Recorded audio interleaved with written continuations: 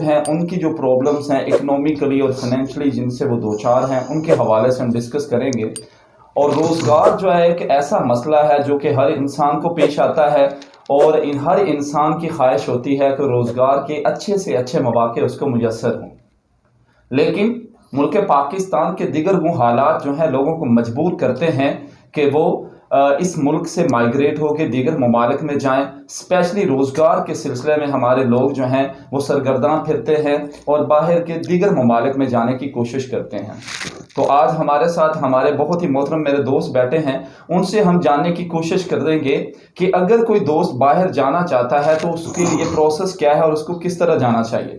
کیونکہ اکثر و بیشتر دیکھا گیا اگر کوئی انسان باہر جانا چاہتا ہے پاکستان سے تو اس کے لیے ایجنٹس جو ہیں وہ جو ایک جگہ پہ خرچہ اگر 10 لاکھ آنا ہوتا ہے تو وہاں پر وہ 50 لاکھ تک کا خرچہ جو ہے وہ ایجنٹس کی صورت میں ہو جاتا ہے. تو یہاں پر ہم جاننے کی کوشش کریں گے کہ کیا باہر کے ممالک کا سفر کرنا اتنا ہی مشکل ہے، اور اگر سفر کوئی کرنا چاہتا ہے تو اس کا طریقہ کار اور پروسیس کیا ہوگا. تو اس کے حوالے سے جاننے کی کوشش کریں گے. سب سے پہلے میں اپنے مہمان کا تعارف کرواتا جاؤں. ہمارے مہمان جو ہے رانا شکیل احمد صاحب، وہ ڈائریکٹر ہے نیورو انٹرنیشنل ٹریول ایجنسی جو ہے اس کے. تو میں ان کا شکریہ ادا کروں گا. رانا صاحب بہت شکریہ جی سر، آپ تشریف لائیں. آپ سے میرا پہلا سوال سر، ایز ایگزامپل کو بندہ باہر جانا چاہتا ہے، ویزا جو ہے نا فرسٹ آف آل اس کے لیے کیا ریکوائرمنٹس ہیں، کیا چیزیں چاہیے ویزا کے حصول کے لیے؟ سب سے پہلے تو تمام آڈینس کو السلام علیکم میری طرف سے بھی.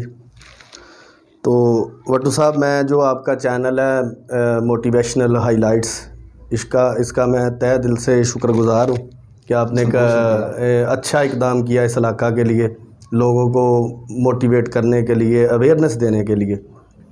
تو آج کا ٹاپک جو ہے میں سب سے پہلے اس کی طرف آتا ہوں. سب سے پہلے جیسے کہ آپ نے اپنی ویڈیو کے شروع میں بتایا کہ روزگار کے حصول کے لیے لوگوں کو بڑے مسائل درکار ہوتے ہیں اور جانا پڑتا ہے باہر ممالک میں، ادھر پاکستان میں.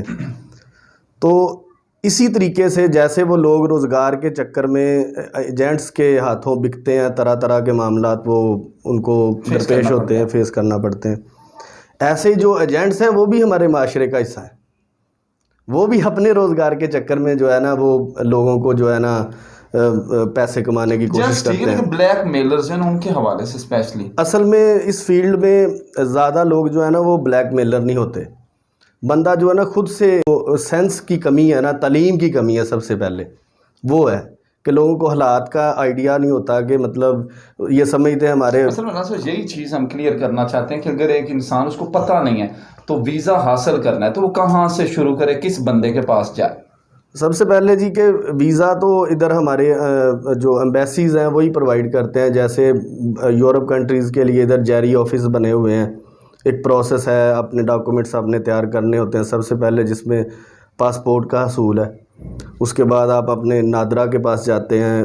تمام ویزاز کے پہلے پاسپورٹ بنوائیں گے، اس کے بعد ویزا، اس کے بعد آپ کا پہلا جو سٹارٹ ہے نا وہ پاسپورٹ کے بغیر تو آپ کے دنیا میں کہیں بھی ٹریول نہیں کر سکتے. پاسپورٹ بنوانے کے لیے آپ پاسپورٹ آفس جائیں گے، وہاں سے پاسپورٹ بنوائیں گے. بالکل پاسپورٹ. اس کے بعد آپ جو ہے وہ اپنا کسی ایجنٹ کے ساتھ آپ رابطہ کرتے ہیں جو آپ کو ویزا پرووائڈ کرتا ہے.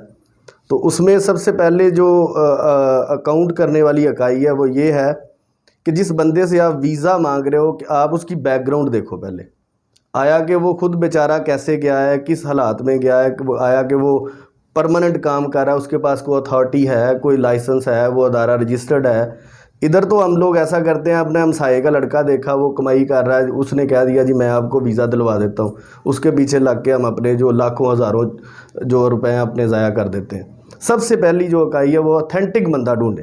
اچھا، ایک جو ویزا اس کے حصول کے لیے پاسپورٹ ہو گیا، اس کے لیے بیسک، اس کے بعد ویزا حاصل کر لیا. تو ویزے کے حصول کے لیے کیا کنٹری کی کنڈیشن بھی ڈیپینڈ کرتی ہے اس کے خرچے پہ؟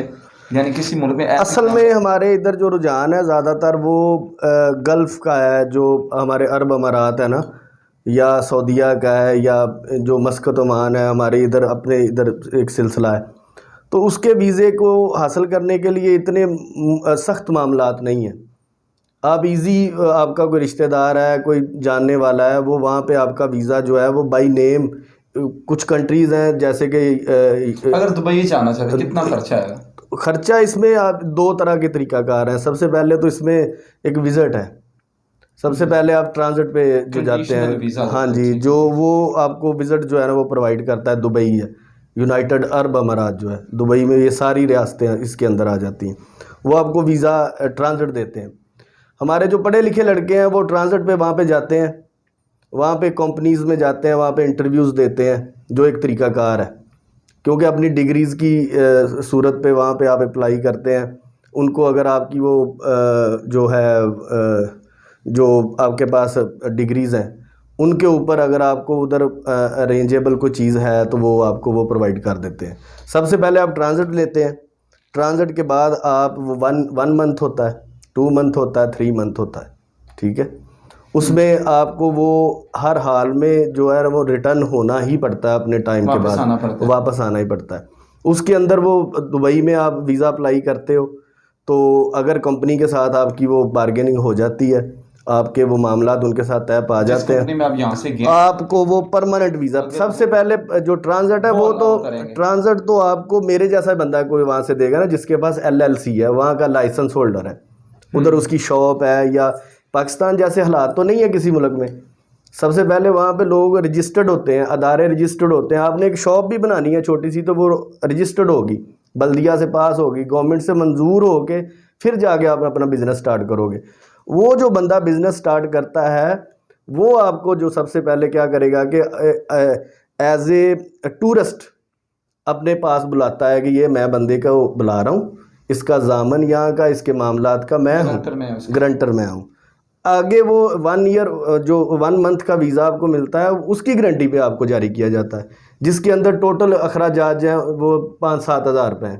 ادھر جو ہے ایجنٹ ہیں وہ کوئی اس کا 50 کما رہا ہے کوئی 70 کما رہا ہے کوئی 60 کما رہا ہے کوئی یعنی لیگل جو اس کا پروسیس ہے نا وہ یہی کوئی 10-12 ہزار روپیہ جو ہے نا وہ اس کا لیگل ٹرانزٹ کا 1 منتھ خرچہ ہوتا ہے. اچھا ایجنٹ کا رول رانا صاحب ایجنٹ کا رول کیا اس کے حوالے سے بریف کریں. اگر جانا چاہتا ہے کوئی بندہ تو ایجنٹ آپ نے پہلے کیا اس کے حوالے سے ویریفیکیشن کروانی چاہیے ریسرچ کرنی چاہیے. تو اب ایک بندہ بیچارہ پڑھا لکھا نہیں وہ تو نہیں کر سکتا یہ. تو آپ کی نظر میں کس طریقے سے ہم ایجنٹ کو اپروچ کریں؟ کیا اس کے لیے کوئی ویب سائٹ ہے کوئی طریقہ کار ہے یا کوئی اتھینٹک ایجنسی ہے وہاں سے بندہ رابطہ کرے؟ کیا طریقہ کار ہونا چاہیے؟ جیسے میں نے شروع میں فریاض صاحب آپ کو بتایا کہ سب سے پہلے جو ویزے کا حصول ہے اس کے لیے آپ کو اتھینٹک اور رجسٹرڈ بندے کی ضرورت ہوتی ہے. آپ اپنے گرد و نواح میں دیکھیں جو لائسنس ہولڈر بندہ ہے جس کو گورنمنٹ آف پاکستان نے لائسنس دیا ہے آپ اس کے پاس جائیں اس کو جا کے آپ ہائر کریں کہ میری یہ ریکوائرمنٹ ہے مجھے اس کنٹری کا ویزا چاہیے. اگر وہ اس کے پاس کوئی ڈیمانڈ ہے کہا جاتا ہے کہ ہر دوسرا بندہ جو ہے ٹریول ایجنٹ بن کے بیٹھا ہوا ہے تو آپ کی نظر میں بھی ایسا ہے یا اس کے لیے کچھ چیک اینڈ بیلنس سخت ہے ہر بندہ بیٹھنے کی اجازت نہیں ہے؟ نہیں کسی کو اجازت نہیں ہے. اگر آپ کے پاس لائسنس نہیں ہے تو آپ کی جو ایجنسیز ہیں آپ پہ وہ نظر رکھے ہوئے ہیں اس کے لیے باقاعدہ. اس کے بعد اگر ایک بندہ ایجنٹ کے پاس چلا جاتا ہے تو ایجنٹس کے پاس جا کے کوئی جو پیسے وہ لیتے ہیں جو فیس لیتے ہیں اس کی کوئی ریشو اس کی کوئی ریٹ لسٹ کچھ ایسا ہے یا اپنے طور پہ طے کرتے ہیں؟ نہیں میں نے جیسے آپ کو بتایا کہ اس کے ریٹس جو ہیں آپ اگر یورپ کا ویزا اپلائی کرتے ہیں فار ایگزامپل آپ سعودیہ کا ویزا اپلائی کرتے ہیں اس کے جو وہاں کے اخراجات ہیں اونلی 20-25 ہزار ہیں جو ان کی گورنمنٹ کی فی ہے وہ 20-25 ہزار ہے. ایسے دبئی میں 10-12 ہزار روپیہ خرچہ ہے. ایسے ہی آپ اگر کسی اور ملک کا کسی اور کنٹری کا ٹرانزٹ انٹری لیتے ہیں تو 20-25-30 ہزار روپیہ خرچہ ہے پاکستانی روپی میں. لیکن یہ جو بندے ایجنٹس کے ساتھ آگے اٹیچ ہوتے ہیں جتنے ہاتھوں میں یہ چیز جاتی ہے وہ مہنگی سے مہنگی ہوتی ہے خرچہ بڑھتا جاتا ہے. یہی طریقہ کار ہے. اچھا رانا صاحب اگلا کویسچن میرا کہ اگر یہاں سے کوئی بندہ جانا چاہتا ہے روزگار کے سلسلے میں تو اس کو کون سے ملک کو پریفر کرنا چاہیے جو آسانی سے ہمارے لوگوں کو وہ قبول بھی کرے اور وہاں پہ روزگار کے اچھے مواقع بھی ہوں؟ یہ والا وٹو صاحب جو سوال ہے آپ کا کویسچن ہے یہ میرے مطلب خواہش تھی کہ آپ مجھ سے پوچھیں کہ سب سے میری نظر میں سب سے بہتر آپ کو اس کنٹری میں جانا چاہیے جہاں پہ آپ کو جا کے اجنبیت نہ محسوس ہو. آپ غیر مسلموں میں جاتے ہو یورپ کا شوق ہر بندے کو کس کو نہیں ہے ہر بندہ چاہ رہا ہے کہ میں یورپ چلا جاؤں. وہاں پہ آپ کو جا کے آپ کی جو دینی معاملات ہیں وہ بھی آپ کے ہرڈلز آتی ہیں آپ کے دین کے اندر بھی، وہ آپ کو پراپر طریقے سے وہ نہیں ایسے معاملات کرنے دیتے، پھر آپ کو وہ ایسے کام جو آپ کی نفسیات کو نہیں ہو سکتے. سب سے بہترین جو ہمارے لیے یہاں کے لوگوں کے لیے ہے نا، لیکن اب نے جانا تو ہے، سمپل سی بات ہے، ہم نے جانا کس لیے؟ پیسے کمانے کے لیے. ہاں جی. تو ہمارے ادھر کہا جاتا ہے کہ دبئی جانا ہے نا تو انکم کم ہے، تھوڑے پیسے ہیں، پاکستان میں دکان بنا لے. ایسے ہی ہے، بالکل ایسے ہی ہے. لیکن اس کے لیے سب سے بہترین ہمارے جو ارینجیبل چیز ہے نا ہمارے علاقہ میں یا پاکستان میں، وہ سب سے بہترین میری اگر مجھ سے پوچھا جاتا ہے تو وہ یہ ہے کہ سعودی عربیہ کو پریفر کروں گا. اس کی یہ وجہ ہے کہ ایک تو آپ کی ارننگ اچھی ہو جاتی ہے وہاں پہ، کہ آپ ایزیلی جو ایک ورکر ہے نا وہ 1 لاکھ 1.25 لاکھ 1.5 لاکھ روپیہ ایزیلی جو نیو پرسن ہے وہ ایزیلی کما سکتا ہے. اچھا، اس کے بعد جو میری جو اس میں جو خواہش ہے کہ کیوں وہاں پہ جانا چاہیے، کیونکہ وہاں پہ ہمارا جو ایک مکہ اور مدینہ کی جو فیسلٹی ہے نا ہمیں، اور جس میں آپ یورپ بیٹھے ہو 10 سال گزار دیتے ہو، پیرنٹس کو آپ مکہ اور مدینہ نہیں دکھا سکتے جس کی خواہش لے کے ہم بچپن سے بڑے ہوتے ہیں.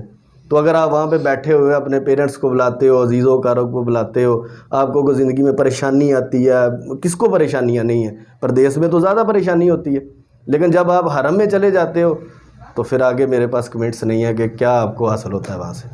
Very good. اچھا، یہ سوال میں ہے تو پولیٹیکل اسٹیٹمنٹ ہی، اس حکومت کے آنے کے بعد سعودی عرب کے اندر اسپیشلی پاکستانیوں کے حالات کچھ بہتر ہوئے ہیں یا خراب ہوئے؟ یہ ہمارے میڈیا میں تو دونوں چیزیں چل رہی ہیں کہ ہمارے اختلافات ان سے ہوئے ہیں، اور جو پی ٹی آئی کے دوست ہیں رولنگ پارٹی کے وہ کہتے ہیں نہیں جی وہاں پر ہمارے حالات بہتر ہیں، مزدور طبقے کو ہم نے فیسیلیٹیٹ کروایا وہاں پہ.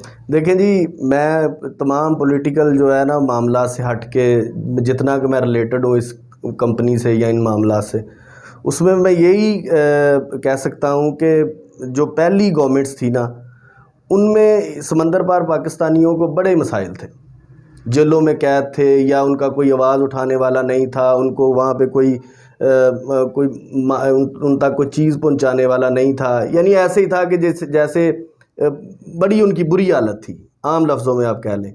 تو اس دور کے اندر یہ جو 3 سالہ 4 سالہ دور گزرا ہے، 3 سالہ، اس میں ہماری جو وزارت خارجہ اس کا بڑا اچھا رول ہے.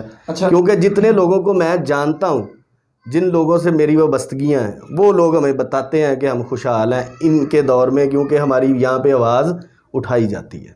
ہماری اگر کریڈیبلٹی کو چیک کرنا کہ ہمارا دیگر ممالک کے ساتھ ریلیشنز کیسے ہیں، تو اس کے لیے تو میرے خیال سے ڈھونڈنے کی ضرورت نہیں. آپ ٹریول ایجنٹ ہو، آپ تو جانتے ہوں گے.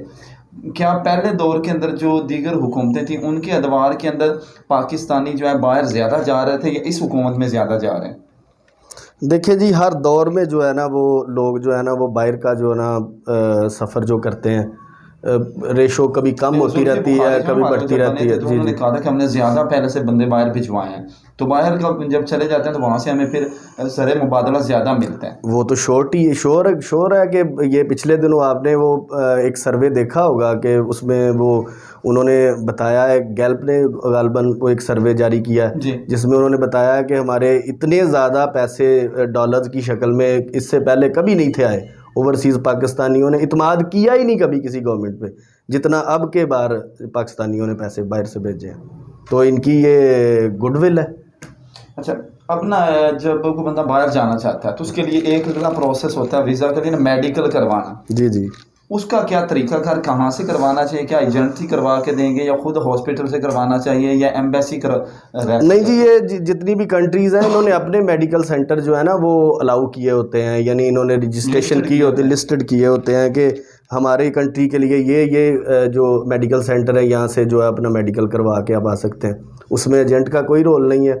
آپ اپنا وہ میڈیکل سینٹر جائیں، وہاں سے اپنا ٹوکن بنوائیں. فیس ایک ہے یا ہر ملک کی الگ الگ؟ ہر ملک کی الگ الگ ہے، لیکن 1-2-3 ہزار روپیہ مطلب اوپر نیچے ہوتا رہتا ہے، لیکن فیس تقریباً ایک جیسی ہے تمام. مطلب ایجنٹوں کے ہاتھوں میں بکنے کی ضرورت نہیں، ڈائریکٹ جائیں اور اپنا جو ہے نا وہ جا کے میڈیکل جو ہے نا وہ اپرووڈ شدہ جو میڈیکل سینٹر ہے وہاں سے اپنا میڈیکل کروائیں. کتنا خرچہ ہے ایک میڈیکل رپورٹ پہ آ جائے؟ یہی 8-9-10 ہزار روپیہ ایک میڈیکل کا. اگر مسقط عمان کے لیے آپ جاتے ہو، سعودیہ کے لیے جاتے ہو، دبئی تو میڈیکل یہاں سے لیتا ہی نہیں ہے، وہ خود وہاں پہ جا کے بندے کا میڈیکل لیتے ہیں، وہاں پہ کرواتے ہیں. ٹھیک ہو گیا. کیونکہ ان کا ویزا بھی آن ارائیول ہے، تو جن کنٹریز کا آن ارائیول ویزا ہے نا وہاں پہ وہ میڈیکل خود سے لیتے ہیں. آن ارائیول لیتے ہیں پہلے، ان کا مطلب نہیں ہے یہ جو جیسے کہ سعودیہ ہو گیا یا اور ممالک ہو گئے، قطر ہے، بحرین ہے، ایسے مختلف ممالک ہیں، تو ان کا میڈیکل جو ہے یہاں سے پہلے کروایا جاتا ہے. اچھا نا رانا صاحب، اگلا سوال میرا، جی سیکنڈ لاسٹ کویسچن، کہ ویکسینیشن جو ہے نا اس کا بھی بڑا پرابلم چل رہا ہے کہ ویکسینیشن کروانا ضروری ہے، تو موجودہ حالات کے اندر ویکسینیشن جو ہے اس کے حوالے سے جو چل رہا ہے طریقہ کار وہ کیا ہے؟ جی یہ اچھا کروانا چاہیے، وہاں سے کروانے سے کیا اس کا سین ہے؟ اس میں سب سے پہلے یہ دیکھنا چاہیے کہ جس ملک میں ہم جا رہے ہیں، جس کنٹری میں، اس نے کون سی میڈیسن جو اپروو کی ہے، وہی اپرووڈ شدہ میڈیسن. ابھی شروع میں ہمارے آسٹرازینیکا جو ہے وہ آئی ہے، جانسن اینڈ جانسن آئی ہے، فلاں آئی ہے، سینوفارم آئی ہے، فلاں آئی ہے، تو ابھی وہ فائزر کی آ گئی ہے. تو یہ بھی لوگوں کو یہی اویئرنیس نہیں ہے کہ لگوانی کون سی ہے، سعودیہ نے کون سی اپروو کی ہے، فلاں نے کون سی اپروو کی ہے. سب سے پہلے یہ دیکھیں کہ جس کنٹری میں ہم جا رہے ہیں وہ کون سی میڈیسن ہے، کون سی ویکسین ہے جو وہ اپرووڈ کرتا ہے. بیسک چیز یہ ہے کہ آپ ایمبیسی نے جو آپ کو انسٹرکشنز دی ان کو فالو کریں. اور اس میں سب سے ضروری ہے کہ ہمارے سعودی عربیہ میں زیادہ لوگ ہیں پاکستان سے. آپ دیکھ لیں 22 لاکھ پاکستانی جو ہیں وہ پوری یورپ میں ہیں، تو تقریباً اتنے ہی لوگ ایک ہی ملک میں، ایک کنٹری میں، سعودی عربیہ میں. تو ہم اسی لیے سعودیہ کا بار بار ذکر اسی لیے کر رہے ہیں کہ سعودیہ کے لیے ابھی انہوں نے جانسن اینڈ جانسن اور یہ فائزر کی ایک آئی ہے، اور سینوفارم کی بات کر رہے ہیں کہ وہ اپرووڈ کر رہے ہیں. تو یہ ویکسین ہے، آپ اپنی ویکسین لگوائیں. اور یہاں پہ میں بتاتا جاؤں کہ یہ ایک شوشہ چلا ہوا ہے سوشل میڈیا پہ کہ ویکسین جو لگوائے گا وہ 2 سال میں ایسے ہو جائے گا، سال میں ایسے ہو جائے گا. تو سر ایسی میرے نزدیک کوئی، دیکھیں نا ہمارے جتنی بھی سیلیبریٹی ہیں، ایون کہ عمران خان ہے، ہمارا صدر ہے، ہمارے قومی کھلاڑی ہیں، ڈاکٹرز ہیں، میرے جاننے والے، میں خود سے لگوا رہا ہوں کیونکہ یہ حالات کے پیش نظر میں خود ٹریول کروں گا تھوڑے دن بعد، تو ویکسین ضروری ہے. تو اس لیے ویکسین کا کوئی الحمدللہ خطرہ نہیں ہے، ویکسین لگوانی چاہیے. اچھا اگلا میرا کویسچن ہے کہ جو ایئر لائنز ہیں، جی یہ تو ہمارا ہو گیا، یہ ویزا یعنی آپ نے اجازت مل گئی کہ آپ ہمارے ملک میں آ جاؤ، ویزا یہ ہے. اس کے بعد ہے کہ ٹکٹنگ کا پروسیس کیا ہے، ٹکٹ جو لینا ہے وہ کون سی ایئر لائن سے لینا چاہیے، کون سی ایئر لائن سستی ہے، اور آپ کس کو پریفر کرتے ہیں؟ اگر میری بات پوچھتے ہیں تو میں تو یہ اپنی جو قومی ایئر لائن ہے میں تو اس کو پریفر کروں گا، کیونکہ نہیں، ایگریمنٹ کی بات نہیں ہے. اصل میں جس کو ہم نے سفر تو کرنا ہی کرنا ہے، چاہے وہ سعودی ایئر پہ کریں، چاہے ایئر امریکہ پہ کریں، چاہے گلف کے اوپر کریں، یا آپ ایمریٹس کے اوپر کریں، جانا تو ہم نے ہے ہی ہے، سفر تو ہم نے 4 گھنٹے 5 گھنٹے کا کرنا ہی ہے. تو اس کی جو ارننگ ہے نا وہ پی آئی اے کو جانی چاہیے، کیوں کو ہماری قومی ایئر لائن ہے، اس کا فائدہ جو بینیفٹس ہیں وہ ہمارے قومی خزانے میں آنے چاہیے. اور میں نے الحمدللہ زندگی میں 6-7 سفر کیے ہیں، تو میں نے الحمدللہ پی آئی اے کے علاوہ کسی کے اوپر سفر نہیں کیا. اچھا، پی آئی کے حوالے سے ایک اعتراض کیا جاتا ہے کہ وہاں پر فیسلٹیز جو ہیں وہ کم ہیں، وہ فیسلیٹیٹ نہیں کرتے پیسنجرز کو، تو کیا ایسا کچھ ہے؟ اگر ایسی بات ہو تو پہلے سفر کے بعد شاید میں 4-5 سفر جو آپ کو بتا رہا ہوں کہ وہ میں نہ کرتا، کیونکہ کون بندہ ہے جو چاہتا نہیں ہے کہ میں فیسلٹی لوں سب دوران سفر. باقی جو ہاں بالکل، ریٹس کے اندر بھی جو یہ ہے نا کہ وہ 2-4 ہزار روپے 5 ہزار روپے سستا یہ آپ کو ٹکٹ مل جاتا ہے. اچھا، رات کی نا نیوز چل رہی ہے کہ 11 ممالک کو نا وہ فلائٹس جو ہیں وہ الاؤ کر دیں شاید سعودی عربیہ نے. ہاں جی، تو اس کے اندر ہمارا اس کے اندر پاکستان کو انہوں نے شامل ابھی نہیں کیا، اور امید ہے کہ انشاءاللہ العزیز یہ لوگ جو بحرین کی طرف سے جا رہے ہیں، سوڈان کی طرف سے جا رہے ہیں، یا وہ جو لوگ دبئی کھلنے کا انتظار کر رہے ہیں، میرا ان سے یہ بہترین مشورہ ہے کہ وہ ویٹ کریں، اپنے پیسوں کا ضیاع مت کریں. کیونکہ ابھی پچھلے دنوں لوگوں نے بحرین کے ویزے لگوائے ہیں، 70-80 ہزار کا ان کا ویزا لگا ہے، اور یکدم سعودیہ نے بحرین کو بند کر دیا ہے. اب وہ 60-70 ہزار روپے پہلے تو لوگ مرے مرائے ہیں بیچارے، ان کا لاس ہو گیا ہے. وہ بحرین کا ویزا ویلڈ نہیں رہتا ایک بار لگوانے کے بعد. سر جب ویزا ایک ٹائمنگ ہے، ویزا جب آپ کا جاری کر دیا ہے اس کے بعد آپ کا 60 ڈیز ہے یا 30 ڈیز ہے. 30 ڈیز اگر فلائی آپ نہیں کرتے، آپ یہاں سے اپنا ملک نہیں چھوڑتے، تو آپ کی وہ ویزا ایکسپائر ہو جائے گا. ابھی وہ ویزے لوگوں کے ایکسپائر ہیں، لوگ بیچارے پہلے بھوک سے مرے ہوئے تھے، وہ ویزے ان کے ایکسپائر ہو گئے ہیں. اس سے بہتر ہے کہ اپنے ویزوں کو ایکسپائر نہ کریں، پیسوں کا ضیاع نہ کریں، تھوڑا انتظار کریں 5-7-10 دن کا. انشاءاللہ العزیز اچھی خبر ملے گی انشاءاللہ. ڈائریکٹ جائیں گے، سعودیہ بھی ڈائریکٹ جائیں گے، مسقط بھی ڈائریکٹ جائیں گے اور دبئی بھی انشاءاللہ ڈائریکٹ جائیں اچھا گے۔ آڈینس کو لاسٹ پیغام آپ کا کہ کس طریقے سے مطلب کہ ان کو کیسے لوگوں کو پریفر کرنا چاہیے، کون سی ایئر لائن کو پریفر کرنا چاہیے اور یہ پیسے کم سے کم لگیں اور یہ فراڈ سے بچ سکیں، اس حوالے سے کوئی میسج؟ دیکھیں جی، یہ فریاض صاحب جو ویزا ہے نا، سب سے پہلے اس پہ ہم بات کرتے ہیں کہ ویزا جتنا میں مارکیٹ کو جانتا ہوں نا، یا میں اپنی بات کرتا ہوں کہ میری اگر اس مارکیٹ میں کامیابی ہے نا 10 12 15 سال سے، یا میں ادھر نظام کے ساتھ اٹیچ ہوں، تو میں اپنی کامیابی اس چیز میں دیکھتا ہوں کہ آپ ویزا سیل مت کرو، ویزے کا پروسیس کرواؤ جو ایک لیگل پروسیس ہے جو آپ امبیسی سے کرواتے ہو۔ لیکن میں نے اپنے اس کیریئر میں وہ بندہ بھی نہیں دیکھا جو ویزے کا فراڈ کرتا ہے، یعنی یہ لوگوں کے ایک ذہن میں بنی ہوئی ہے کہ ویزا فراڈ ہو گیا، ویزے فراڈ وہی کرتا ہے جس کے پاس کوئی چیز نہیں ہے، وہ ہتھیلی پہ سرسوں جمانے والی جو بات ہے۔ رجسٹرڈ ایجنٹ کے پاس جائیں، رجسٹرڈ لوکل ایجنٹس کو نہ لیں۔ اصل میں بات یہ ہے کہ جب آپ انتخاب کرتے ہیں نا کسی ایسے بندے کا جو آپ کو اس کے پاس چیز وہ ہے ہی نہیں ہے، دیکھیں آپ کے پاس ویزا موجود ہے، آپ کو وہ 1 لاکھ کا مل رہا ہے، آپ وہ 3 لاکھ کا سیل کر رہے ہو، آپ اس چیز میں غنیمت نہیں جانو گے کہ 1 لاکھ کا لے کے میں نے 3 لاکھ کا بیچ کے پیسے بھی کما لیے، عزت بھی کما لی ہے، تو وہ کیوں فراڈ کرے گا؟ فراڈ کرتا ہی وہ بندہ ہے جس کے پاس چیز نہیں ہوتی اس کے پاس، اور وہ آپ سے وہ فراڈ کر کے اور اپنی ارننگ کرتا ہے۔ سر بہت شکریہ، تھینک یو۔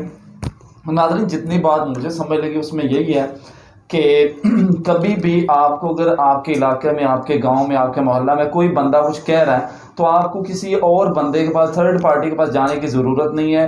جو حکومت کے رجسٹرڈ ایجنٹس بٹھائے ہوئے ان کے پاس، اور جن کے پاس لائسنس موجود ہے، جن کے پاس لائسنس موجود ہے، ان سے جا کے ہیلپ لیں اور سارا پروسیس ان کی مرضی سے ہی کریں، اور ان کی جو فیسز ہیں، ان کا جو اسکیجول ہے اس کے مطابق جائیں۔ الحمدللہ یہ اپنے لیے ایک خوشخبری ہے تمام آڈینس کے لیے بھی کہ پاکستان میں حج جو ہے وہ انشاءاللہ سٹارٹ ہو چکا ہے، جس میں 60,000 زائرین جو ہیں سعودی عرب نے اعلان کر دیا ہے، انہوں نے نوٹیفیکیشن کر دیا ہے کہ 60,000 بندہ اس دفعہ وہ بلا رہے ہیں انشاءاللہ۔